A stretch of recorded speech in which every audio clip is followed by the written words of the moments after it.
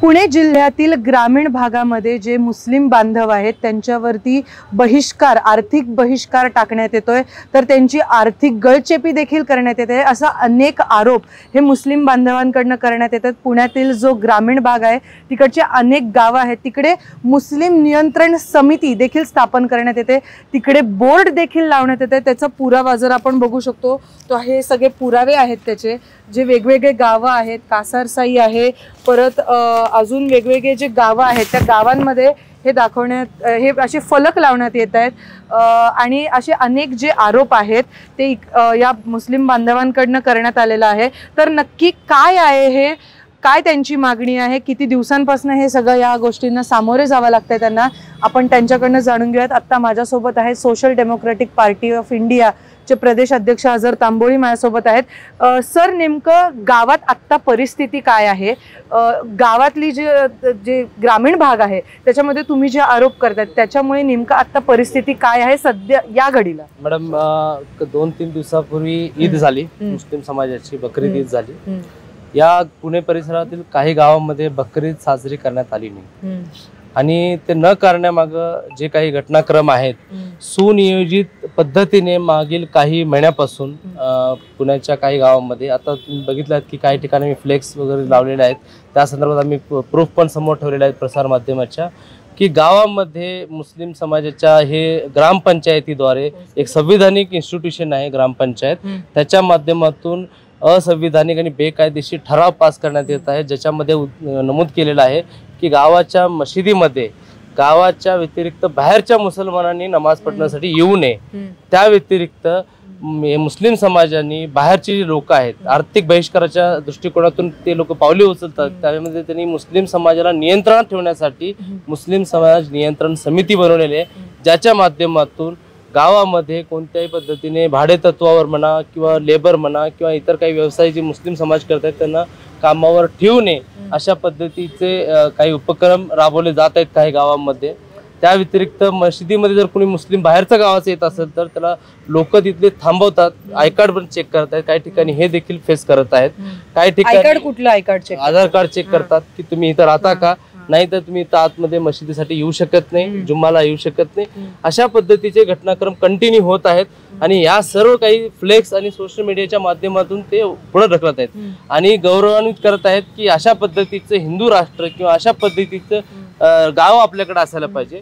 मला एवढंच म्हणायचं आहे की हे जे समांतर सत्ता केंद्र ते एस्टॅब्लिश करू इच्छितात हे पूर्णतः चुकीचं आहे आणि या बाबतीत कलेक्टरनी कारवाई करायला पाहिजे होती, पोलीस प्रशासनाने कारवाई करायला पाहिजे होती, परंतु ते पूर्णतः दुर्लक्ष करत आहेत। मशिदीच्या मुस्लिम समाजाच्या लोकांना सांगण्यात येते की तुम्ही ते जाऊन फ्लेक्स फाडा, म्हणजे अजून वादविवाद निर्माण होऊन दंगा परिस्थिती निर्माण करण्यासाठी प्रशासन कुठे ना कुठे गप्प बसत आहे आणि त्याला वाव देत आहे असं मला वाटतं। प्रामुख्याने कुठल्या गावांमध्ये हे सर्वात जास्त दिसून येत आहे आणि कधीपासून हे सगळे फ्लेक्स आणि बॅनर लावण्यात येत आहेत आणि कुठल्या गावामध्ये हे सगळं? मॅडम, हे जे प्रकार आहेत ते मागच्या 5-6 महिन्यापासून चालू आहे। वडकी वगैरे त्या ठिकाणी 5-6 महिन्यापूर्वीच झालं होतं, त्यानंतर पिरंगुड आहे, त्यानंतर कासारसाई आहे, मानगाव आहे, गराडी आहे, असे गाव आहेत। त्यातल्या त्यात पिरंगुड या ठिकाणी जर बघितलं आपण तर ईद साजरी केली का हे स्वतः प्रसार माध्यमांनी जाऊन विचारावं असं मला वाटतं। आणि कासारसाई आहे त्या ठिकाणी फ्लेक्स लागलेले आहेत, फ्लेक्स काढण्यास ग्रामपंचायत तयार नाहीये, पोलीस प्रशासन कारवाई करत नाही, हे मागच्या 5-6 महिन्यापासून चालू आहे। आमचं आता एवढं म्हणते आता इतकं पिकलं आलेलं आहे की मुस्लिम समाजाचे व्यक्ती त्या गावातनं पास व्हायला देखील ज्यांना धाकधूक करत आहे आणि ईद न साजरी करणं विचार करण्यासारखी गोष्ट आहे की एक मनुष्य मुस्लिम समाज वर्षातून 2 वेळेस ईद साजरी करतो, 10 मिनिटाची नमाज असते, ते 10 मिनिटाची नमाज पढण्यास तो मनाई करणं, स्वतःहून म्हणणं नाही नाही आम्ही नाही साजरी करू शकत, म्हणजे विचार करण्यासाठी किती विवश केले जाते त्यांना की अशा पद्धतीने त्यांच्या धार्मिक अधिकारांचं आणि संविधानिक अधिकारांना दाबण्यात येत आहे। सर, तुम्ही जिल्हा अध्यक्ष आहात, एक पिरंगुट मधली ही पार्टी आहे किंवा फ्लेक्स आहे आपण म्हणू शकतो, तर पिरंगुट मधल्या या फ्लेक्स मध्ये असं लिहिलेलं आहे की आजूबाजूच्या गावांमधून जे नजदीकचं गाव आहे तिकडे नमाज पढण्यासाठी जे मुस्लिम बांधव येत आहेत ते त्या मस्जिदीच्या क्षमतेपेक्षा जास्त येत आहेत आणि त्याच्यामुळे सुरक्षतेचा प्रश्न किंवा कायदा सुव्यवस्थेचा प्रश्न हा निर्माण होतोय, त्यामुळे ही अशी ऍक्शन घेण्यात आली आहे। मॅडम बघा, इथं जे चाललेलं आहे ना ते गैरसंविधानिक आहे. आणि मस्जिदमध्ये जरी गर्दी किती जरी वाढली तरी 2 जमात किंवा 3 जमात करून ते शुक्रवारची नमाज पाठण करू शकतात. ते त्याच्यात ऑप्शन आहे. पण हे मुद्दा तो नाहीच आहे. म्हणजे इथे कायदा सुव्यवस्थेचा काय प्रश्न निर्माण होते हा माझा प्रश्न. नाही, कायदा सुव्यवस्थेचा काहीच प्रश्न निर्माण होत नाही. कारण 1947 ला आपला देश स्वतंत्र झालाय, तेव्हापासून आतापर्यंत कधीच निर्माण नाही झाला. तर आता अचानक कसं काय झाला? बरोबर. हा, आणि काय शुक्रवारची नमाज पहिल्यांदा पाठण करतात का लोक? ईदची नमाज पहिल्यांदा पाठण करतात का? आता आपल्या भारतात प्रत्येक सणाच्या वेळेस चिकार गर्दी होती. एवढी गर्दी होती की पोलिसांना आवरत नाही. तर काही लॉ अँड ऑर्डरचा प्रॉब्लेम झालाय का आजपर्यंत? आपला भारत त्याच्यासाठीच प्रसिद्ध आहे की सगळ्या जाती धर्मांच्या लोकांचं इथं त्यांचं जातीचं धर्माचं त्या सगळ्यांचं मान सन्मान होतं. आता इकडे हे जे काम चाललेलं आहे ना, हे बजरंग दल असो, सनातन असो किंवा RSS असो किंवा BJP असो, हे सगळ्या लोकांचं जे धुरीकरण आहे ना, त्यांचं राजकारण असंच असतं की मेन मुद्दे जे आहे ते मुद्दे ते लपवतात.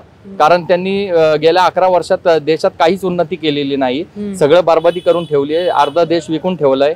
तर ते सगळं लपवण्यासाठी हे सगळं प्रकरण चालत असतं. ज्यावेळेस त्यांचं लोकांसमोर त्यांच्या ओरिजिनल फेस समोर येतं त्यावेळेस ते असं काहीतरी हिंदू मुस्लिमचं काहीतरी उकरून काढतात. सर, तुमच्यासाठी एक प्रश्न आहे की पौड गावात जे झालं, जे कृत्य झाले, का मुलांनी जी विटंबना केली त्या मूर्तीची, तर त्यानंतर या सगळ्या गोष्टी ऍक्सेलरेट झाल्यात का? नेमकं कशामुळे हे झालेलं आहे? असं नाही की ते पौड गावात जे झालेले कृत्य आहे त्यामुळे झालं असं काही नाहीये. मागच्या 1 वर्षापासून आम्ही ऐकतोय की वडकी जे गाव आहे तिथे ही सुरुवात झालेलं आहे. आमच्या कानावरती गोष्ट आलेली होती. आम्ही ते रेस पण केलं होतं लोकल पोलीस स्टेशनला आणि कमिशनर ऑफिसमध्ये.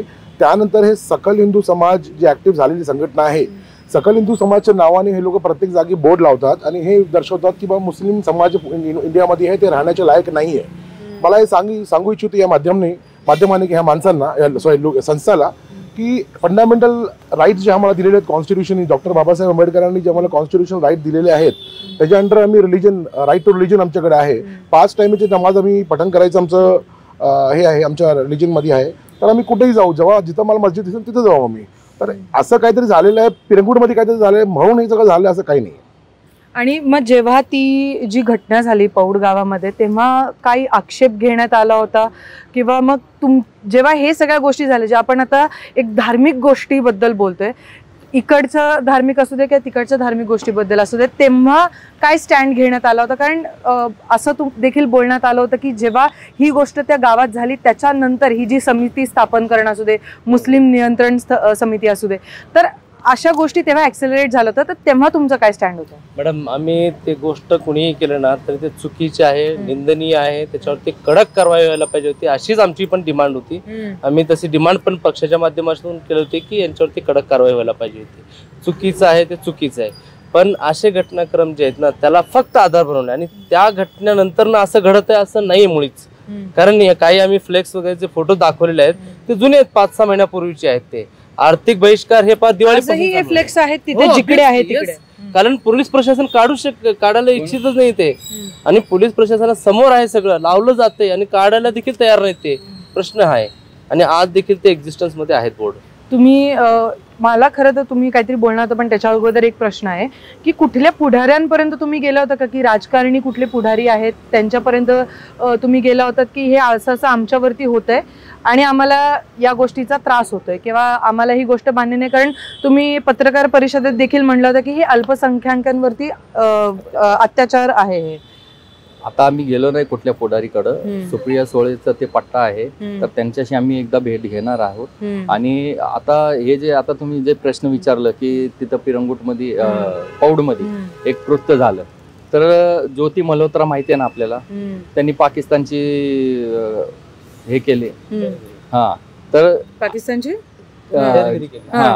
त्यांनी सगळं म्हणजे आपले जे सिक्रेट होते ते त्यांना शेअर केले त्यांनी आणि ते पकडून पण आले आणि ते आता जेलमध्ये.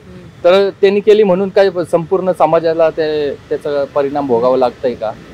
या देशात आता काय चाललंय, मुस्लिम समाजातर्फे काहीतरी एखादी गोष्ट कुठं झाली तर संपूर्ण समाजाचा बहिष्कार करायचा, हे म्हणजे खूप घातक आहे.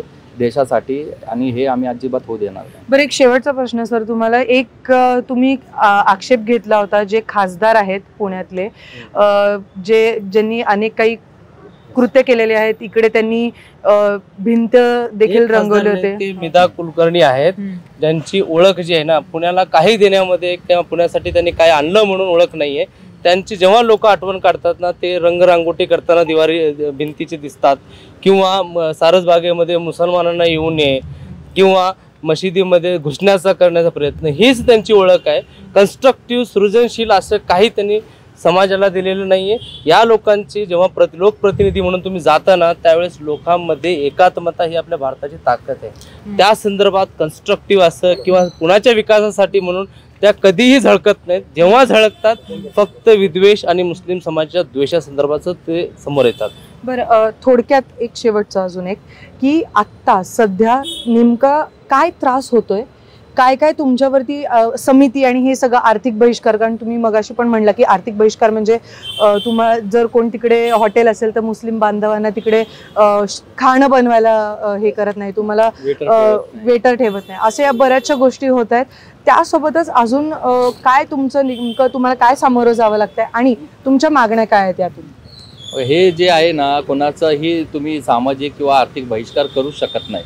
हे भारत आहे, लोकशाही आपला देश आहे, त्याच्यामुळं तुम्ही कोणाचाही आर्थिक बहिष्कार करू शकत नाही. आणि जर आर्थिक बहिष्कार जर का केला तर त्याचा परिणाम काय होतं ते प्रत्येक म्हणजे समाजाला त्याचा परिणाम माहितीच आहे, आणि ते काय काय भोगावं लागतं ते सगळ्यांना लोकांना माहिती आहे. बरं सर, आता मला सांगा, मी जसं म्हणलं की काय नेमकं आता गोष्टी आहेत, 3-4 गोष्टी की जे तुम्हाला अधोरेखित करायच्या, की या गोष्टी खूप पिकेला गेलेल्या आहेत आणि त्याच्यावरती आमच्या या मागण्या आहेत. मॅडम, याच्यामध्ये जे ना सामान्य नागरिक भरडला जातोय, काही गोष्टी आहेत ज्या नोट होत नाहीत, रिपोर्ट होत नाहीत. काही गोष्टी, काही ठिकाणी मशिदीचे अजान जर होत असेल तर सरळ काही टवाळकी जातात, 10-12 लोक जातात, मुलं जातात टवाळकी करत, आणि ते अल्पसंख्याक असल्यामुळे कोणी वाली नाही त्यांचा, आणि त्याच्यामध्ये जाऊन मशिदीमध्ये सांगण्यात येतं की ते अजान कमी करा, तुम्हाला सांगितलं ना ते भोंगे काढून फेका, अशा पद्धतीचे त्यांना दमदाटी करण्यात येतं.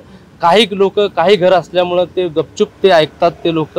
आणि हे जे ना, हे सगळं जे काही आहे ते आपण बघत आहोत की किरीट सोमय्या जे सांगतात की आम्ही भोंगामुक्त महाराष्ट्र करू.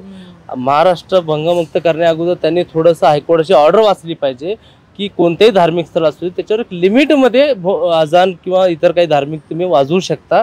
भोंगा काढून टाकण्याचा आदेश नाहीये, परंतु ते दिशाभूल करून ग्रामीण भागामध्ये मशिदीमध्ये जाऊन प्रेशर टाकण्याचं काम करत आहेत की तुम्ही ते भोंगा काढा, अजान द्यायची नाही, अशा पद्धतीचे प्रकार होत आहेत.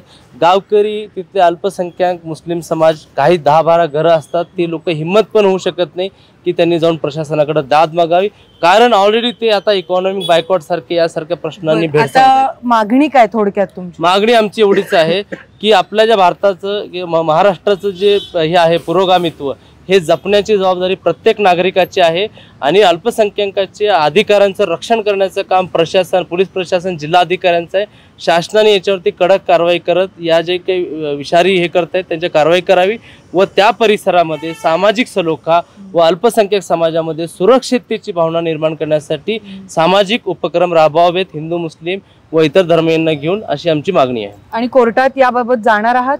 ऑब्विसली आम्ही जाणार आहोत, आणि संबंधित ग्रामपंचायत सदस्य, ग्रामसेवक यांच्यावरती गुन्हा दाखल करून कारवाई करण्यासंदर्भात आम्ही कोर्टामध्ये जाणार आहोत. नक्कीच, जसं आता आपण बघितलं की खरं तर त्यांची मागणी ही आहे की सगळ्या समाजाने एकत्र येऊन एकत्र नांदायला पाहिजे, कारण आत्ता जी परिस्थिती आहे ग्रामीण भागामध्ये, ती परिस्थिती अशी आहे की मुस्लिम बांधवांना त्यांच्या नमाज पठणासाठी किंवा बकरी ईद साजरा करण्यासाठी देखील सुरक्षित वाटत नाहीये. तर आता त्यांच्यावरती त्यांच्या मागण्या अशा आहेत की जे सगळं जे आता फिसकटलेलं आहे त्याचं एकत्र सगळं समीकरण करावं, सगळ्यांना एकमेकांशी सुखाने नांदवावं, अशी परिस्थिती निर्माण करण्यात यावी, आणि त्यामध्ये प्रशासनाने देखील मदत करण्यात यावी, आणि या ज्या सगळ्या समित्या आहेत त्याचं जे स्थापन करण्यात आलेले ते बंद करावे. आणि त्यासोबतच त्यांनी असा देखील इशारा दिलेला आहे की जर या सगळ्या मागण्या पूर्ण झाल्या नाहीत तर हायकोर्टात देखील ते जाणार आहेत. NDTV मराठीसाठी रेवती हिंगवे, पुणे.